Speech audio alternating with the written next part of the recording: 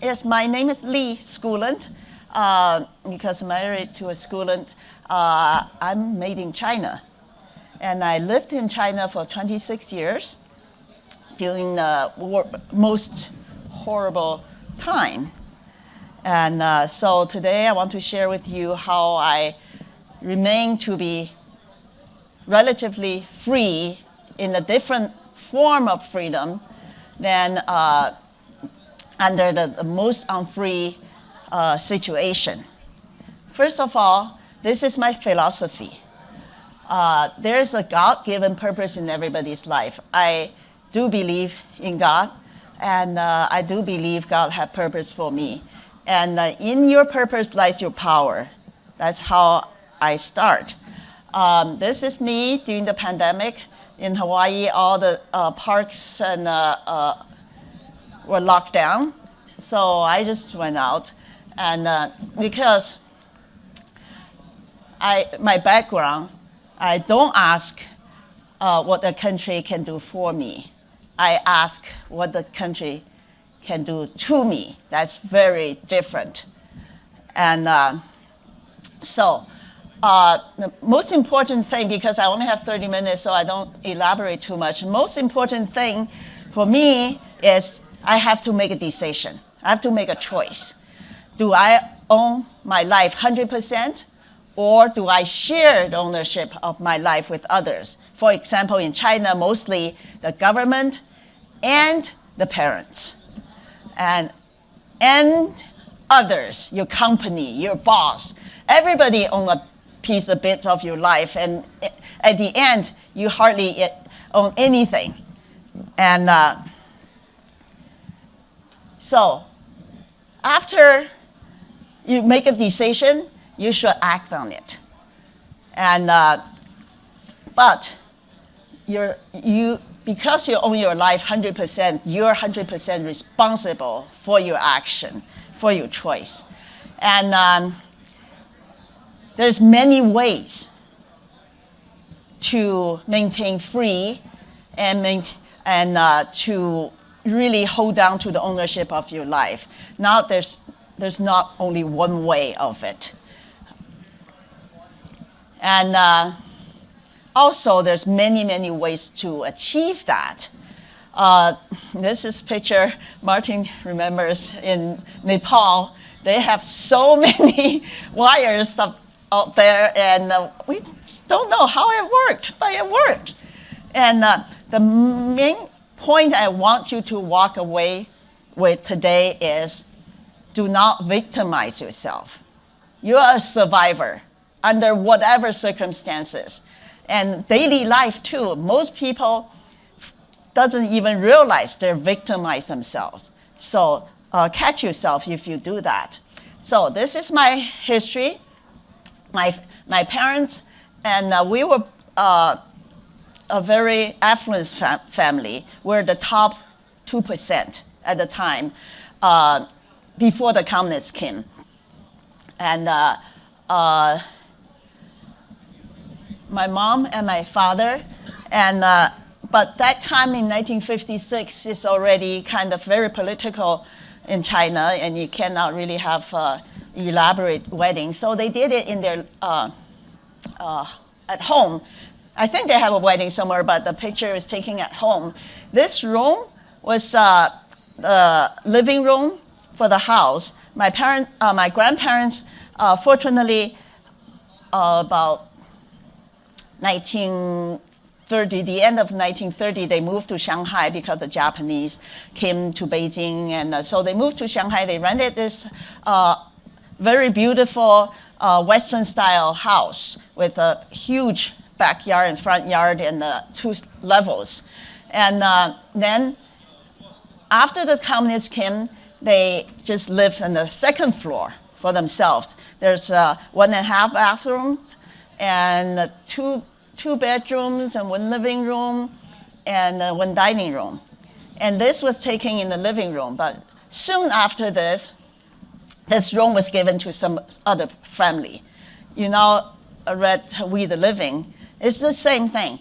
And at the end, this their living space had 4 families altogether in one living space. And a little kitchen, we have many stoves. And one of the family moved into this room. They have 6 children. And 6 children. And then they lived until their children got married. Expanded family, still crowded in that area. And I was born in 1958. I mention this, it's not because I want to brag how old I am. It's the year China started the Great Leap Forward. And I don't want to talk too much about this because you can go many sources you can learn about this. I have a little brother. And soon after, actually during the time I was born, and there's already the government nationalized all businesses and all land. Nationalized, the government owns it. No more private property anymore, regardless it was your living space, your farmland, or your businesses, or whatsoever. And to the point, we're not really even can control what we put on the table. Because neighbors see it, they can walk in and take it away because it's better than theirs. Or they criticize you, how come you have good food and we don't have? So, and this is the vision. We have these kind of posters everywhere in Nepal. People told me when they were growing up, these are beautiful Chinese posters they used to cover their books, textbooks with. Because China didn't only produce these for the domestic, they also export. But the reality was like that because I saw it with my own eyes. People dying of starvation on the street. I saw that, even including my family members. And so between 1958 and 1962, the Great Leap Forward really destroyed the whole economy and livelihood. And the command economy also destroyed all the natural resources too. Also, because of the time, I'm not going to talk too much about it. The idea was to make a lot of steel to become the world economic power. Actually, the idea is the same as today. Xi Jinping wants to claim China is the 2nd largest or even the number 1 largest economy of the world. And they don't really know how. That's the same thing. And they thought if we have enough production of steel, surpass Great Britain, and we will become the world power. So how do we do that? Everybody stop whatever you're doing and make steel. Do you all know how to make steel? It's the same thing at the time. Everybody was going out. Those people, they're not factory workers. They might be university students because my mom was a university professor. She had to take all her students out to do something like this, to pretend to make steel. And they didn't know how, so they confiscate everything in your household that made of metal, like these things. Everything. And then they melt them down. How do you melt them down? First, they cut all the trees around them. Then the trees are gone, so they start burning chairs and tables. So that's how they destroyed almost everything. Following that, it was 3 years of famine. And the famine was so severe, and most people lost their productivity power because they couldn't move. They're too tight. They're too starved, and people were swollen because of the starvation.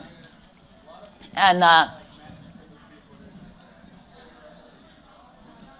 one example. My father is a medical doctor. He was called to a village and to see what's wrong with this village chief. And he was just laying in bed, couldn't move. And so that time, all the communist leaders and officials, they really believe in what they were doing. So during the famine, they were trying to find things for other people to eat, and they will eat last. Finally, this chief couldn't stand up anymore, so he went home and laying down and started to grab his pillow, the content inside of his pillow, and start eating it, just to fill his stomach. But of course, the pillow doesn't digest, so his stomach just stuffed. And he's about to die, he's not dying, he just, terrible situation. So of course the doctor get things out for him, out the pillow, because people were so starved. And I remember first we were told, tighten your belt. Okay, that's the same thing right now. Xi Jinping is telling Chinese people, tighten your belt, because we're going to be there'll be shortage of food. After you tighten your belt, you're still hungry, there's no food. Okay, then they say you diversified your food. They taught people how to eat tree barks and grass. And I remember I was told to identify what's edible on the ground. The ashes in the temple, people burn incense, like India, those. All these ashes were eaten. Clay, everything that's not killing you, that's your food. For 3 years. And now China labeled it natural disaster. 3 years of natural disaster. If you go to any Chinese textbook, they call it 3 years of natural disaster. It's not natural disaster. They kill all the birds because they think the birds were fighting for food for the people. So we were out there killing all the birds. How we kill the birds? We make so much noise at dawn, and so the birds cannot come to rest. And fly and fly and fly until too tired and dead, drop dead. That's how we kill all the birds. We were kids. We were on the treetop. We're on the rooftop making noise with things. And then after birds all died, locusts came back, insect. So they call it natural disaster. And they blame Soviet Union also. And then right after that, and Mao started the Cultural Revolution. This sounds very familiar today in many parts of the world, cancel culture, whatever. And so my father was imprisoned because he told a joke about Mao's wife. And it was true, but you just cannot mention that. And so my mom was put into concentration study group, being tortured every day by her students because you are bad because you're educated. At that time,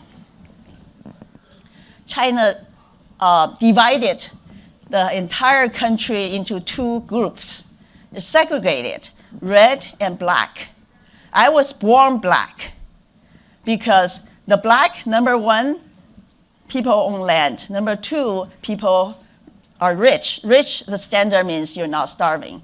And number 3 is you're anti-communist. Number 4, you're bad. That's the funniest. You can be bad. Oh, you have a tattoo, you're bad. Okay, I'm not joking. If your hair is curly, you're bad. And they don't believe you have natural curly hair. You must be following the Western style. And number 5 is right wing. Then during the Cultural Revolution, they expanded black to 9 categories. I don't even remember all these 6, 7, 8. I only remember number 9 is educated. So they call them stinky number 9. My family probably qualified all of them except right-wing or anti-communist, we didn't dare to say anything. But we're black anyways. We're, you know, we have no privilege to participate in any after-class activities, like singing, dancing, or student club, nothing. When we went to the train station, we have to walk through 2 different separate doors, a gate. One is for red, one is for black. Red get all the privilege to go in, to get seat, black depends. And they can randomly kick you, spit on you. And I asked my mom, I said, why do we have to go through this gate? Because we look the same. She said, no, you don't look the same. We have different manners for some reason. Or if they realize you're pretending to be red, you're beaten to death. So nobody dare to do that. So that's how my mom was treated. The haircut called yin-yang style. One side shaved up, another side randomly cut, and every day carry a banner. And this means black member, and this is your name. And those are indications. If your name is like this, you're still kind of not too seriously bad.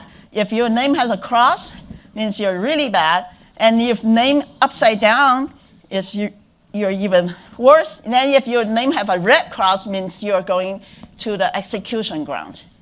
Death sentence. So I was too little to read everything, but I learned how to read these things. Every day I try to find out what's my mom's sign today. And they invented this torture style because in Chinese culture, if you bow down your head, you're lower, you're inhumane. If you're on your knee, you're even lower. So they force you to bend down. And also your sign, they make it very, very heavy.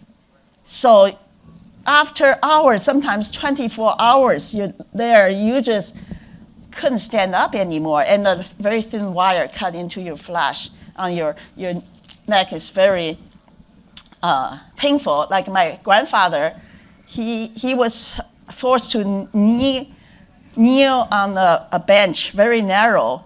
So after a few minutes, your knees start to get painful. So he started to wiggle. Every time he moves, the student will beat him.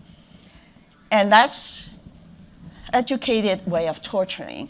And they gave my mom, oh, you're an English professor. So they give her a library-style big dictionary for display only, usually. Said, okay, read from this end to this end.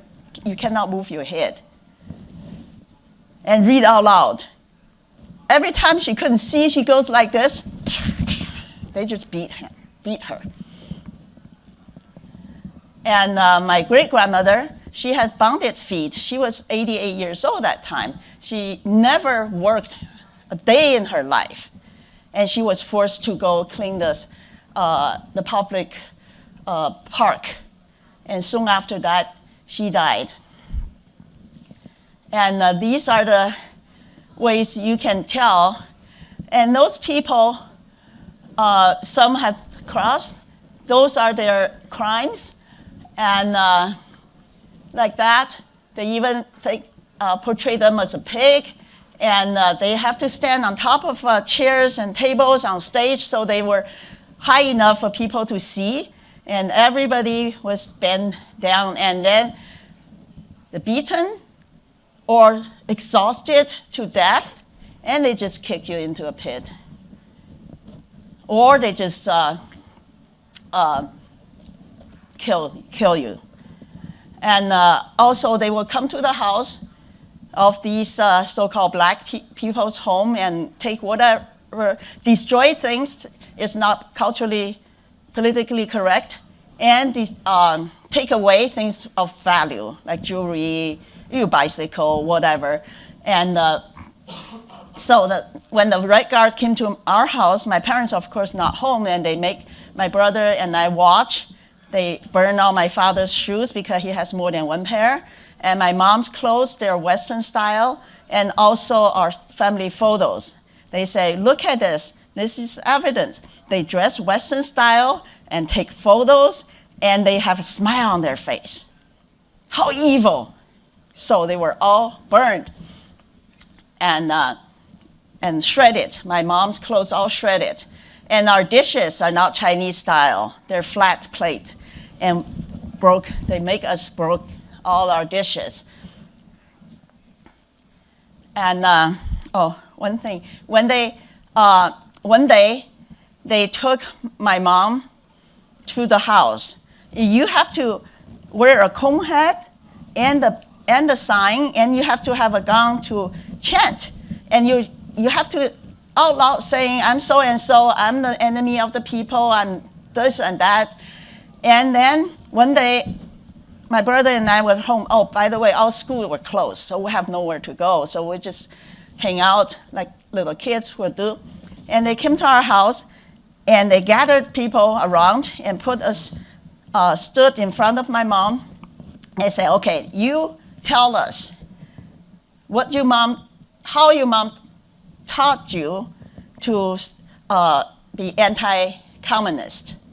Of course, my mom didn't tell us, but even if she did, I wouldn't say anything. So my brother and I was 9, my brother was 7, we're holding hands, and we just refused to say anything. And they start beating my mom in front of us because that's the evidence. You taught your children to say no to the order of communism. At that time, what I want to say is, in my mind, in my heart, I made a decision, even I was just 9. I'm not going to obey the official because I think they're evil. I didn't know much, but I trust my parents more than I trust the government. I just made my decision. I'm not going to obey them, whatever they ask me. And then we were internally exiled to thousands of miles away to a countryside, work like this. That's when I was 11, it started, and for all 9 years. And I don't know, God must be with me. I still have a smile like that. And all the books were burned. All the libraries were closed because book is the most source of evil, because they don't want people to know, to think, to learn, to know there's a bigger world, there's other way of life. And but I came across this book because for kids, now kids have things to do to try to break the law and drink a little bit. What for us was see who dared to break the windows of the library and steal books. So then we secretly passed the books. And we have a lot of books that pass around, and people love the book so much, but you cannot keep it because everybody wants to read it, so we can copy them. Even the hand-copied book, that time was so popular. Everybody learned calligraphy because we hand-copied books, even though we didn't know how to read that much. But Chinese character is like that. You can imitate. So hand-copied books is also very, very popular. So I came across this book. I was shocked at this guy. He was in the prison under the sea, in the dungeons, and he doesn't know he is going to have a tomorrow or not. Then he decided to learn from the old man. I asked myself, why? Why he still want to learn? What's for? Then I realized my situation was the same thing. We're not allowed to learn. We don't know what we're going to use, any of the knowledge. We didn't see any tomorrow. But I decided at that time, I made my second biggest decision. I'm going to learn. As much as I can, I want to die rich inside of me. Because when I watch the people taking things away from our house, I say, you can take whatever, go ahead, but you can never take what's inside of me. I'm going to build up so much inside of me, I'm going to win at the end, just like him. Revenge. That's my second decision when I was 11. So my mom said, stop learning because all the educated people are black. So maybe at your generation, you can change your life for your future generation. I said, no. I control my life. I made the decision, I'm going to learn. And we didn't have electricity.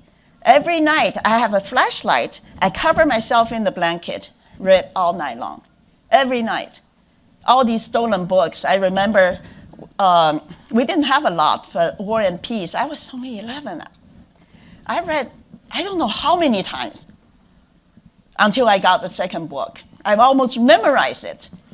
That's how I knew there's a world outside of China and outside the communists. There's a different kind of life, different way of thinking. And people can fall in love. People can choose who they want to marry to. My goodness. So I am glad I made that decision. And then because my father became very famous, oh, I'm sorry. Am I late? Okay.